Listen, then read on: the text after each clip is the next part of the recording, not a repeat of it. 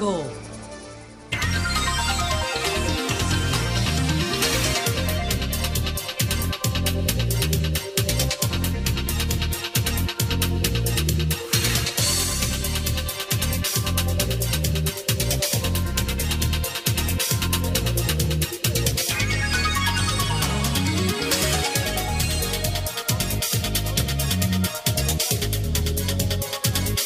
Buenas tardes, saludo país. Son las 2:37 minutos aquí y en todo el país. Se inicia el sol de la tarde en esta nublada tarde de agosto 21, cuando son exactamente, repito, las 2:37 minutos. La temperatura ha bajado 29 grados Celsius, mientras que la sensación de calor ronda los 33 grados Celsius. Amenaza latente, inminente, de una gran cantidad de lluvia que se posa sobre el firmamento de la capital y del cielo dominicano. Hoy, como todos sabemos, está anunciado para las próximas 24 horas el inicio de un fenómeno llamado Franklin, que de tormenta tropical aspira a convertirse en huracán con un giro y un ritmo muy, diríamos, díscolo, atípico, girando hacia el norte, ¿verdad? Subiendo hacia el norte, desde el sur, el centro de la isla, pudiera encaminarse al norte del Caribe insular. Ya todas las islas del Caribe en ese trayecto están recogiendo, tomando las previsiones del lugar. Como se sabe, las islas caribeñas, Santo Domingo y Cuba, Puerto Rico, son el paso natural de los huracanes desde tiempos inmemoriales. Nosotros hoy estaremos haciendo un programa de contenido noticioso, pero también con una valoración muy preventiva. Para que estén atentos, estaremos llamando a diferentes lugares del país y también recibiremos llamadas de los lugares de diferentes provincias de la República Dominicana, ya que las 32 están en algún tipo de alerta, principalmente amarilla y verde, y la costa sureste de la República, desde la Altagracia hasta Asua, en rojo. De modo que le agradecemos a todos que estén muy atentos, porque en el día de hoy, vaya ese gazapo del lenguaje, no se dice en el día de hoy. Hoy estaremos contactando con diferentes amigos, colaboradores, colegas y comunicadores de la geografía completa. Recuerden que no debemos olvidar el fenómeno, el caso, la eventualidad lastimosa de San Cristóbal, que también tendremos informaciones de último momento aquí. También vamos a cubrir la actividad que tienen los partidos Fuerza del Pueblo, Partido de la Liberación Dominicana y Partido Revolucionario Dominicano, desde un hotel de la capital, donde ellos van a dar a conocer el pacto preliminar, las bases iniciales de un acuerdo político electoral de cara a las elecciones de febrero, es decir, en el ámbito municipal. Todo eso estará cubierto por el Sol de la Tarde y su equipo. Ya tenemos a uno de nuestros colegas que va a estar allí tomando el pulso y dando los detalles de todas las incidencias de esta rueda de prensa que convoca a la oposición política en esos tres partidos. También un grupo de dominicanos, como siempre, solidarios, que viven en el exterior, se han comunicado con nosotros. Tenemos muchos años trabajando con ellos en causas, en casos, en Marcha Verde y otras actividades sociales, y ellos quieren hacer una colaboración conjunta de entidades y personas, y han escogido al Sol de la Tarde para esa ayuda que van a tramitar a través de nosotros a San Cristóbal. Son muchos dominicanos, principalmente en la parte este de Estados Unidos, Nueva York esencialmente. Mire, a propósito de ayuda, la Sociedad Industrial Dominicana donó, y eso lo hizo a través de esta red de emisora, donó 6,000 unidades de productos para todo el personal de voluntarios que trabajó y aún trabaja en esta Vamos a presentar ahorita, vamos a presentar imágenes de esa donación, de esa amplísima, donación, ¿no? Y vamos a ampliar más. Sí, ayuda que se suma al BHD, el Banco Hipotecario Dominicano, y también al Popular Dominicano. Ambas entidades financieras han desembolsado la cantidad muy valiosa de 30 millones de pesos para amainar, ¿no?, paliar la situación de las personas afectadas. Hoy, el gobierno de la República empezó la asistencia económica programada para las familias afectadas y las personas que se encuentran en condición de vulnerabilidad debido a este fenómeno de la explosión.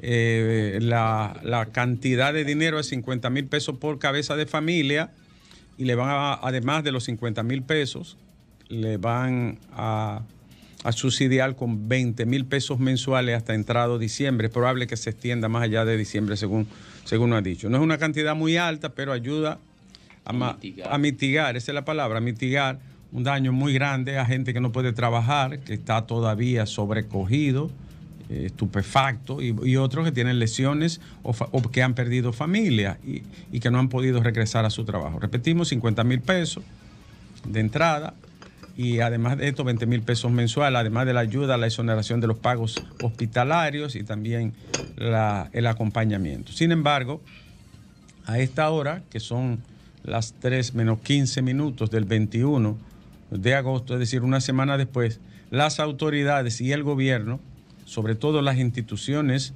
llamadas a esos fines, no han dado a conocer las razones de la explosión o de lo que fuere, porque hablamos de explosión por la característica del hecho, pero no tenemos los elementos ni contamos con ninguna evidencia que pueda definir exactamente qué ocurrió allí, que ha ocasionado la pérdida de más de 30 vidas y el daño material a una cantidad bastante grande de edificaciones, viviendas, edificios e infraestructura en el lugar. A esta hora no se ha dicho todavía cuál es la razón. Tiempo para mí, en el campo del peritaje, no soy un conocedor, pero tengo nociones comunes y generales. Ya se debió de tener una información al menos preliminar de las razones de este suceso. Allí está el J2, está el Ministerio Público, está el DICRIN, hay organismos del Estado y están los bomberos y está el INASIF, el Instituto de Ciencia Forense, con sus diferentes dependencias. Es tiempo más que suficiente para que el país conozca que lo demanda, qué fue lo que ocurrió allí y quiénes son los responsables o las entidades responsabilizadas, que ya el Ministerio Público ha adelantado nombres y situaciones, por lo que imaginamos que deberá de establecerse las entidades físicas y también jurídicas que están involucrados en este hecho. Alejandro, debemos de ver la noticia más importante de este día para hacer una mirada general a los hechos que son noticias y a las informaciones que son de interés para todo el país. Y bueno, lamentamos mucho el fallecimiento de Ana María Arias, locutora, actriz, una persona muy querida, muy conocida, ¿no? Sí. Una pena que haya fallecido como apenas 71 años de edad. Me permite también ahí lamentar la muerte de don Víctor Livio Cedeño. Fue director del periódico El Sol. Y dueño del periódico El Sol, sí, también falleció en el día de ayer. No sabía que había fallecido Víctor Livio Cedeño. Pasa el alma tanto de Ana María Arias como para él. Y en Guatemala ha pasado un hecho histórico, Alejandro. El profesor académico, doctor en filosofía, sociólogo, intelectual, pero un hombre de las aulas universitarias, Bernardo Arévalo, hijo de Juan José Arévalo. ¿Quién fue Juan José Arévalo? Filósofo, pedagogo, un hombre honesto que encabezó el primer gobierno democrático de Guatemala en el siglo XX, amigo de Juan Bosch, sí, y del pueblo dominicano. Juan José Arévalo fue un presidente democrático, ganó con el 85% de los votos, después tuvo que abandonar su país por la irrupción de las dictaduras y los gobiernos despóticos. Un hombre serio, que lo acusaron de comunista y de socialista porque defendía los derechos de los trabajadores, trataba de penalizar las bananeras, defendía el derecho a descansar, la seguridad social, un hombre honesto a carta cabal, además un sabio, porque era un pensador.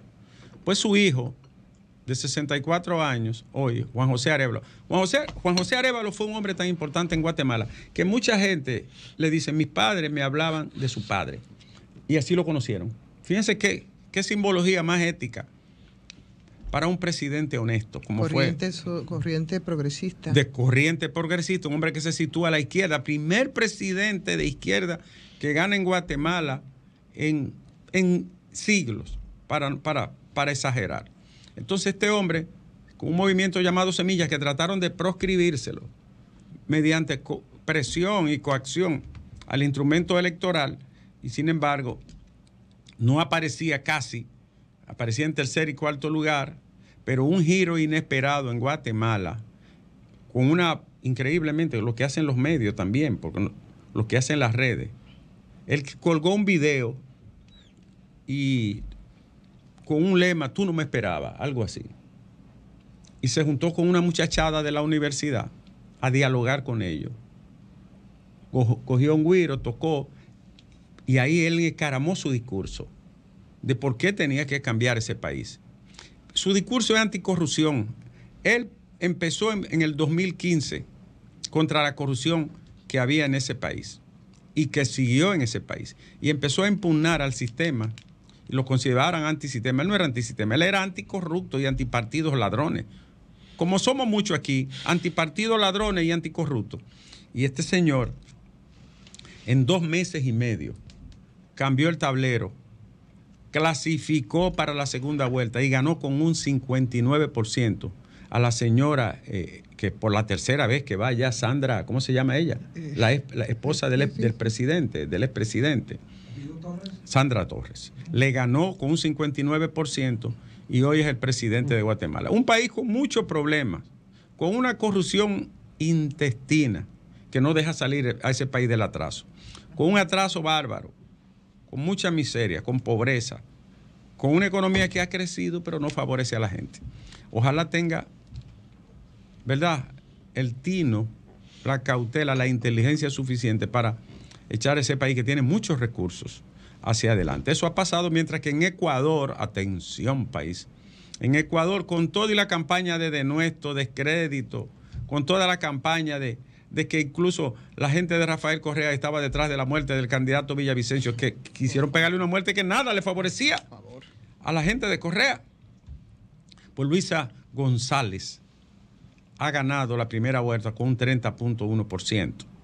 Quedando en segundo lugar un joven, hijo de Gustavo Noboa, que estuvo en este país, vivió aquí y que aspiró a la presidencia 4 veces, fue presidente interino en un momento.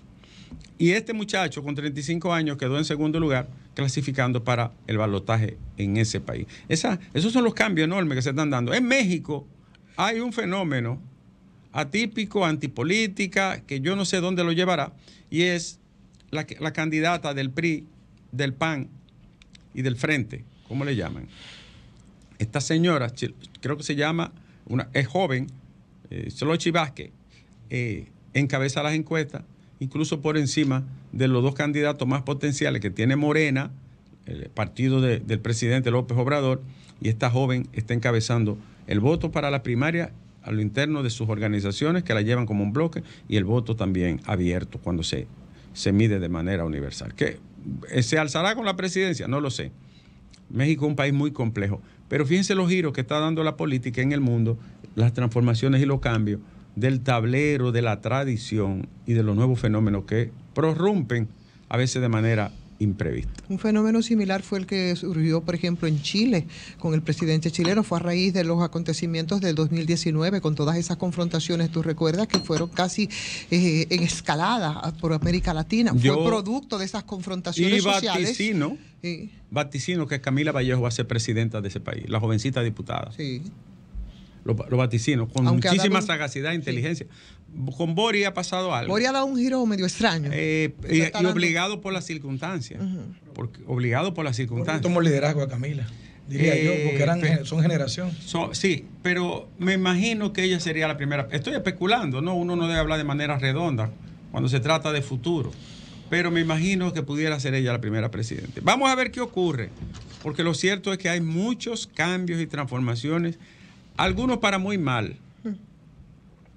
otros que solo dejan incertidumbre. Dígame usted, el de Argentina, que ganó la primera vuelta, el señor Javier Milei, está hablando de cerrar el Banco Central, pagar la deuda, pero Argentina no tiene dólares. Le preguntan, ¿de dónde va a tener el dinero? No sé, lo tengo ahí en un secreto. Pero ¿cómo va a cerrar el Banco Central? ¿Cómo va a cerrar el Banco Central? ¿Qué instrumento va a controlar, a regir la política monetaria y bajo qué condiciones? ¿Cuál sería la nueva filosofía que suplantaría la entidad rectora de la política monetaria del país? Nadie lo sabe. Y habla también de, además de cerrar el Banco Central, dolarizar la economía. ¿Pero dolarizarla con qué dólares? En una economía tan grande. Son cosas sumamente complejas. Hay gente que dice, ustedes, porque son izquierdistas resentidos, me escribió un humorista que escribe en las redes. Ustedes son socialistas. Yo superé esa dicotomía de la ideología. Para mí, la ideología sigue siendo lo que dijo Marx, falsa creencia. Si fuera así, el fenómeno que ocurrió, por ejemplo, en Ecuador no ocurre, porque ahí yo soy de la que pienso que ahí, cuando Correa salió, dejó un país definitivamente en el poder, dejó un país estable, dejó un país con una clase media en vías de consolidación, bueno, ese país está erosionado con en todo. infraestructuras vial mejores, todo absolutamente mejores, pero el anticorreísmo, mira dónde llevó a Ecuador. Bueno, entonces lo que quiero decir es... ¿Y ustedes vieron cómo votaron? Los candidatos, ¿cómo fueron a votar? Sí, con chaleco antibalas. Con chaleco antibalas. Y solo votó un 40 y pico. Sí. Entonces lo que quiero decir es que lo de Milei es un billete. Uno no sabe qué va a salir de ahí.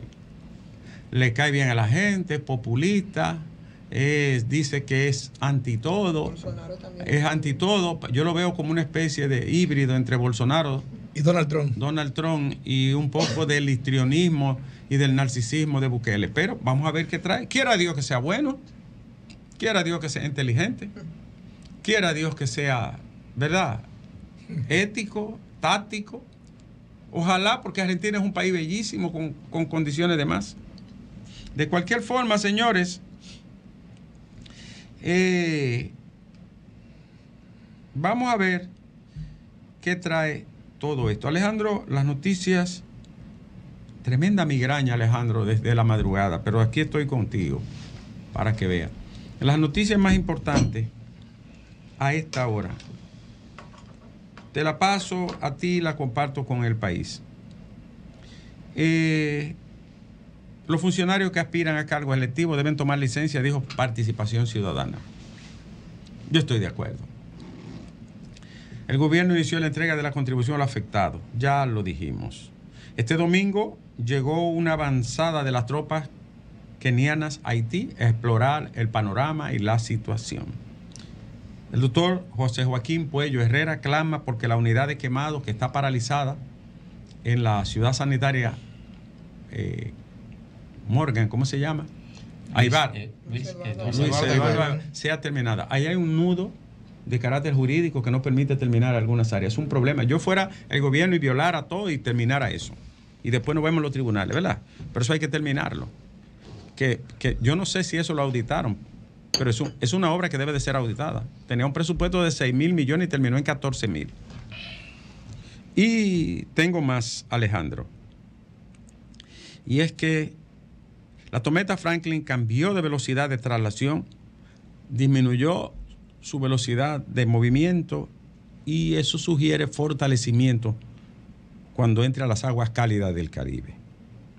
El COE ha incrementado a 14 las provincias en rojo. Toda la costa sur, sureste está en rojo. Atención, oyentes. Cuiden a su vecino si está vulnerable, porque va a llover como 2 pesos de agua.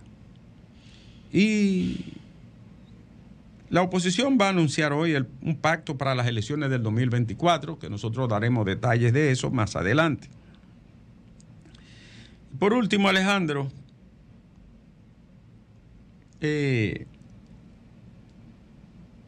bueno, hay zonas aquí, es bueno decirlo, hay zonas como Los Minas, Cancino Adentro, Invivienda, que son muy vulnerables a las inundaciones. Siempre se llena de agua eso. Hay otras por aquí. ¿Cuáles son? De la parte baja, de la Núñez, por ahí. ¿Cuáles? Ahí está Cristo Rey. Los Prados, también, primero. Los Praditos. Los Praditos. Está la Gautinita. La Fe. En La Fe, hay zonas en La Fe. Y naturalmente la Sursa. Toda esa parte baja, ¿no? Oye, la Sursa, los Guandules. Sí. Aquí Manganagua se inunda. Manganagua. La 27 de febrero, donde estaba la Caonagua. Coge agua. Y la Ciénaga, y la que es una Ciénaga. parte baja que siempre se inunda. Entonces, se supone que ya tenemos 4 días dándole seguimiento a este fenómeno. Las autoridades están emitiendo boletines desde los últimos 4 días, ¿verdad? El COE, ONAME y las entidades de socorro también. Es decir, que se tiene una previsión bastante adelantada. Hay una reunión en Palacio no a las debe 6. perderse una sola vida. ¿Hay reunión? A las 6 de la tarde informó el ministro Paliza, una reunión de coordinación de gabinete. Ahí se podía prever incluso si mañana se suspenden algunas actividades laborales. Bueno, por lo menos no hay docencia, que estamos en un año, estamos todavía en tiempo de vacaciones, pero hay actividades laborales que son muy riesgosas. Hay zonas que son inundables, ciudades que se inundan, que deben de tomar todas las previsiones del lugar. Por ejemplo, tú sabes que hay una parte, la baja del Yaque del Norte, desde Montecristi, Dajabón, esa zona por ahí, eso es un mar que se vuelve. Claro. Igualmente Bonao se inunda, Claro. San Pedro de Macorís se inunda. Y como va a impactar mucho en el sur, es bueno decir, hay tantos ríos secos y mucha gente que de manera, óyeme, yo digo terrible, construyen en esas áreas. Cuando hay mucha lluvia, los ríos retoman su cauce. Claro. Evitemos tragedias de ese tipo. A las autoridades y a la gente, propiamente a la gente también, ¿no? Por último, Alejandro, esto es una nota personal. Unos comunicadores de mi pueblo, de Bonao, la emprendieron contra mí, contra Nuria y contra Alicia, porque estamos atacando a gente que es rifero y que es aguantero y que vende números y que tienen bancas ilegales y están optando por ir a un puesto, a un cargo electivo. Entonces, ellos dicen que a mí, que yo estaba atacando al aspirante a senador, que es diputado, Orlando Martínez. Yo no tengo nada personal contra Orlandito, lo conozco bien y conozco su familia. Pero yo solo no ataco a Orlandito. Yo he mencionado a Luis Alberto y he mencionado a uno que hay en La Romana, que es un rifero mayor, y he mencionado a otros, Yo no hablo, y he mencionado al mismo Orlandito, naturalmente, pero no es contra una persona, ni porque Orlando me cae mal, que no porque un congreso, en el nombre de Dios, un jodido congreso no tiene que estar lleno de riferos, de aguanteros, y menos con bancas ilegales, Alejandro. Digan lo que ustedes quieran. Suelten toda la baba que quieran del tamaño del río Amazonas. El congreso es para gente decente y que vaya a pensar en el país. Cambio y fuera.